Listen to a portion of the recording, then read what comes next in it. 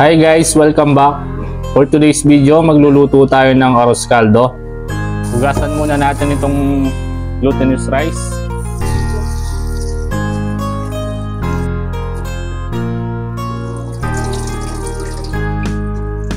Ibabad natin ito sa tubig at least 30 minutes.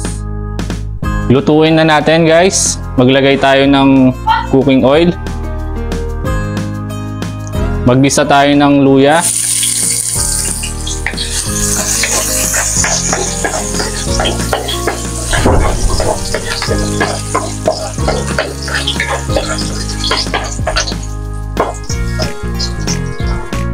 Sunod natin ng bawang at sibuyas.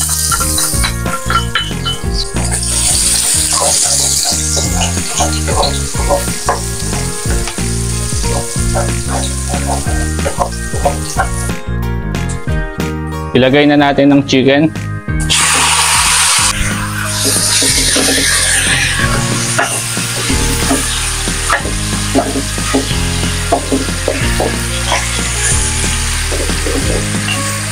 Maglagay tayo ng patis.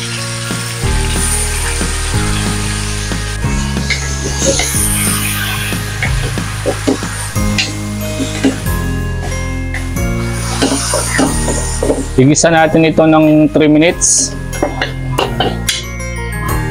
Ilagay na natin ang glutinous rice.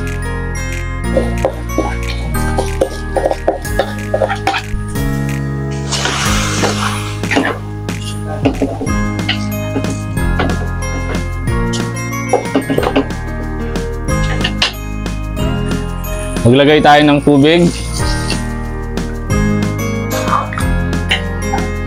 Ayan guys, lutuin lang natin ng glutinous rice hanggang sa lumambot at lumapot.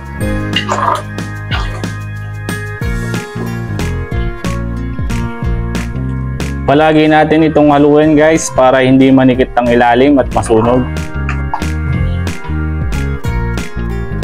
Ayan guys, medyo malambot na ang glutinous rice. Maglagay tayo ng beef cube.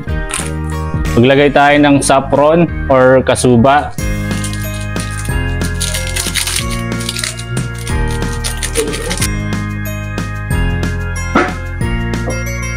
Tuloy lang natin ang pagluto hanggang sa tuluyang lumambot na ang glutinous rice.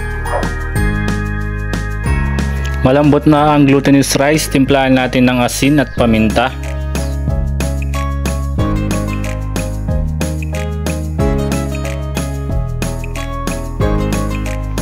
Lutuin pa natin ito ng another 5 minutes, then ready to serve na ito. Nag-add pala ako dito ng water para medyo masabaw ang ating arroz caldo.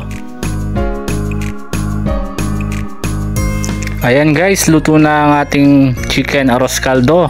Ready to serve na ito. Kainan na. Thank you for watching. Ingat po palagi and God bless.